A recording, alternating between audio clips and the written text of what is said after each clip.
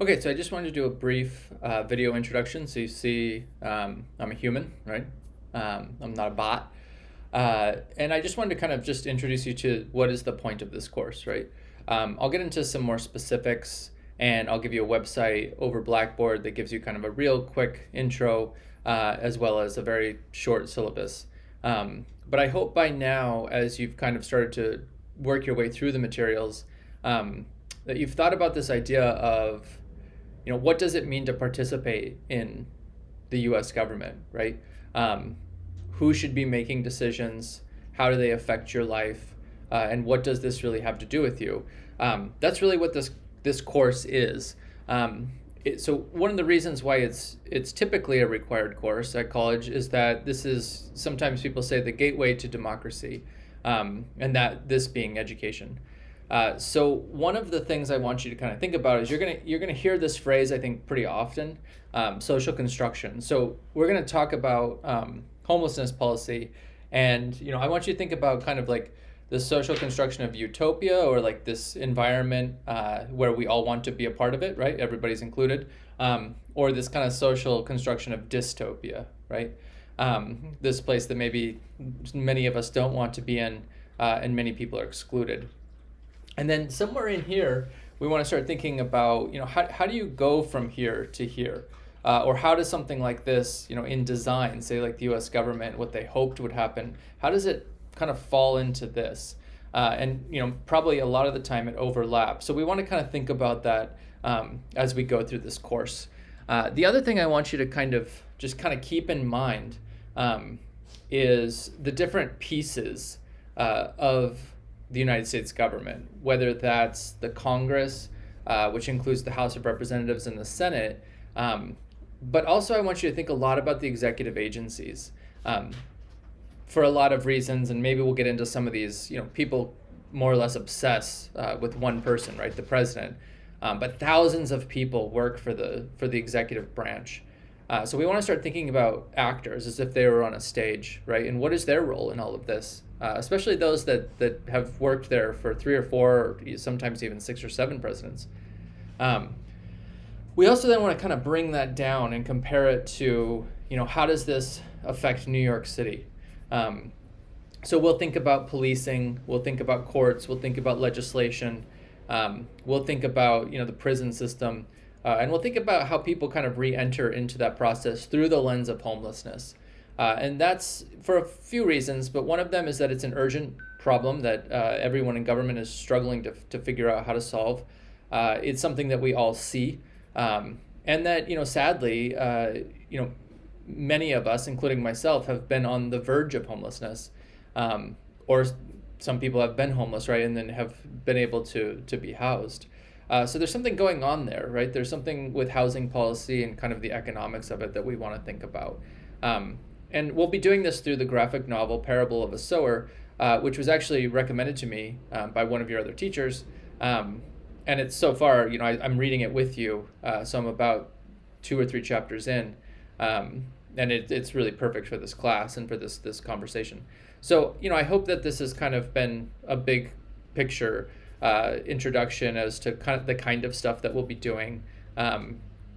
And those first articles, the first short readings that you're going to have, are really thinking about human nature and issues that matter to you. So, and then we're going to kind of get into, how do you as an individual within a group respond, right? What is your brain supposed to be doing, and how is this different than what we've been kind of told? But we'll get into all that. So I'll get back to the basics here, or the kind of structure of the course. So, oftentimes students ask a pretty good question, right? Like, what's going on with this class? Ordinarily we'd be meeting 3 days a week in a classroom, and we'd have those kind of learning activities. So in this new kind of structure, this new system, some teachers were given classes that meet at a certain time, like for example with Professor Parker. And then others of us were given classes that meet asynchronous. I don't really know how they decide that, but this is a text from an email that the provost sent from the college. We have to stick with it. So, this class is asynchronous, meaning that there's no weekly meetings. I'm going to make this point. I'd prefer to keep my Friday through Sunday, as personal time. So, if you email me on, Friday night at 11 p.m., I probably won't email you until Monday. This is because ever since we went into this emergency mode, I was working 7 days a week, every day over the last year. And that's not fair to me, right? That's not really a sustainable way to live. So I'm going to try to, keep that pretty consistent. If you have an emergency and you need to talk to me, I can work things out, right? And every once in a while, I might offer some kind of an activity over the weekend, kind of depending on my schedule. So for my office hours, they're going to be interactive activities. So they're not going to be, to be honest with you, students don't tend to go to office hours even when we're in person. 2 or 3 honors students tend to do it to ask for letters of recommendation. So what I've decided to do that worked really well the last 2 semesters is to have it be something about the class, but that's a little different than the coursework, or that's kind of repeating some of the coursework, or every once in a while have a guest join us. And those aren't required. I will record those. If there's any extra credit offered, you'll still be able to get the credit even if you miss it. I just want to have something for people to do to help kind of deepen and enrich in the experience. You've got my email there, jason.leggett@kbcc.cuny.edu. Let's use that one until there's any problems, but I also have a Gmail if that's turns out to be better for you, as long as we all keep it professional. I need you to kind of keep track of Blackboard Announcements, which is supposed to go to the email that you provided to the college, because that's the most consistent way to communicate with students. Again, you can always email me and we can talk to each other, but that's the thing I'll probably use the most, or I have used the most over the last 2 semesters that seems to work with students. And then just something to think about is, we start off with 3 weeks and then suddenly we have spring break. And I'm not going to give you any work during that time. I don't expect you to do anything. But if you need to catch up, you'll be able to relatively quickly. So don't feel like, if you're getting behind in the first 3 weeks that, all is lost. Just reach out to one of us and we'll be able to help you out.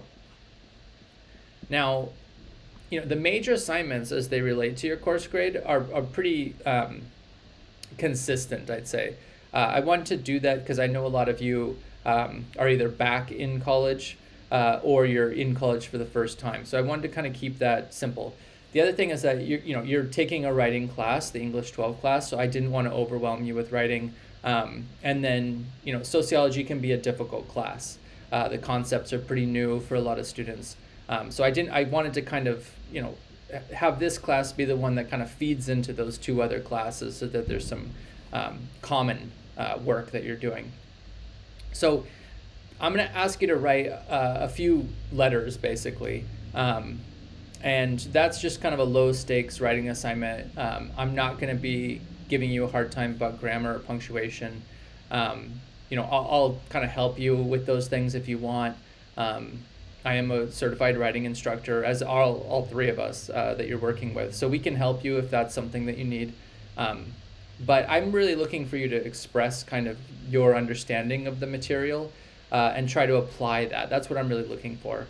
And then we'll have a comprehension quiz in the 5th week. So right there, that's almost half your grade, and that's kind of get you started so that you know how you're doing. And if you need to do some extra credit, or if there's something more that you need to do in order to kind of catch up.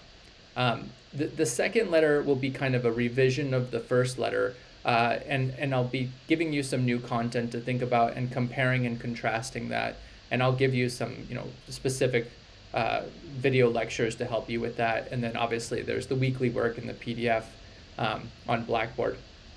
And then your final work is going to be a thought paper, and there's going to be an analysis through Google Forms. And it's just kind of bringing everything together, and you're going to think about this big problem of homelessness through what you've learned through the course. And then finally, you're going to have a self-graded final exam. I'm going to give you a rubric to use. That's just a couple pages. It's pretty clear, actually, that I got from a friend of mine who teaches at LaGuardia Community College, and it's a part of a project that we're working on.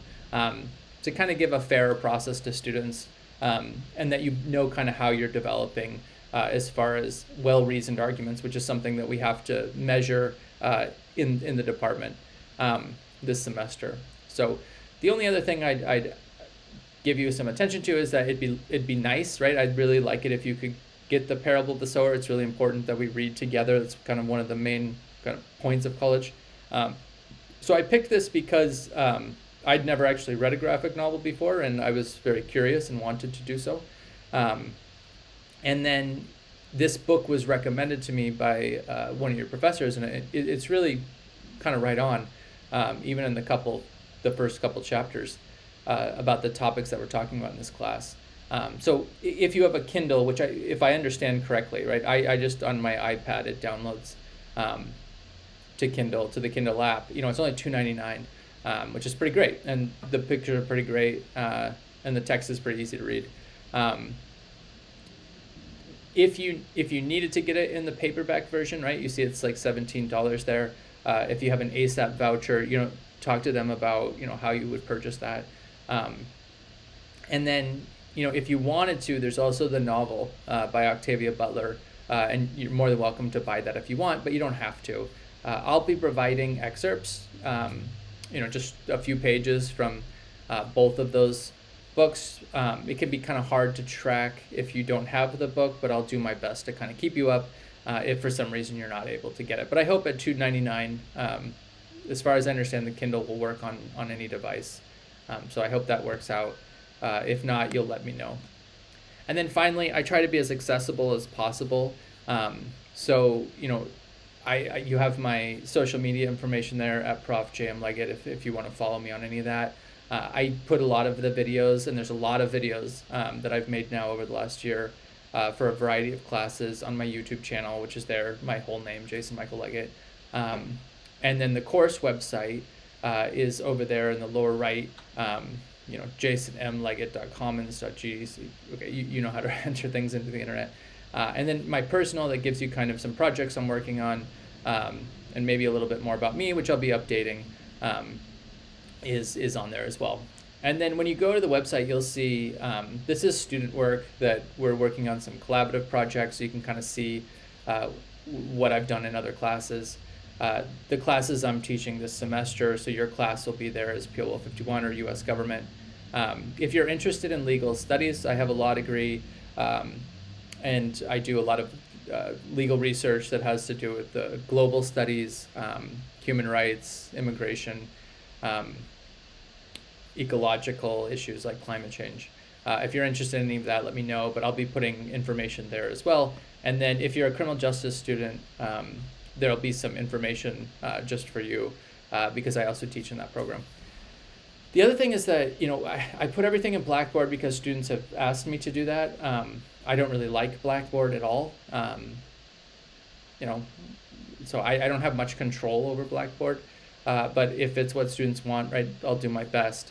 But for me, the big problem is that it goes down. CUNY First and Blackboard go down fairly regularly.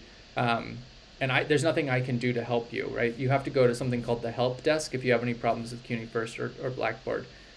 So I always keep a backup of all your work in an Excel spreadsheet. So you don't need to worry. When you push submit on the Google form, it comes directly to me, the same way that if you push send on a text or on an email, right, you don't follow up with the person and say, you text, hey, how are you doing? Hey, did you get my text? Don't do that if you do that. People don't like that. So I just want you to understand that I will always have your work. And then for those of you who really, keep track of your grades, it'll be in the grade book. And I can't give grades out over the internet. It's against the law. So, your estimated grade, I might point that out, right? Your final grade will not be on Blackboard. It'll be on CUNY First. I'm saying that because most of you will be first semester students. So, I'll remind you of that, but the final grade is supposed to go on CUNY First. This is more of like tracking, letting you know how you're doing. And specifically, I keep kind of like extra credit in the spreadsheet, and I measure kind of how you're doing. So I can always let you know specifics of like what you're doing well in the class and what you're struggling with, but I can't give you like, oh, you have a B plus over the internet. That has to be over here in Blackboard. So that's kind of a general overview of the course. I want to keep this short, so I will end it at that.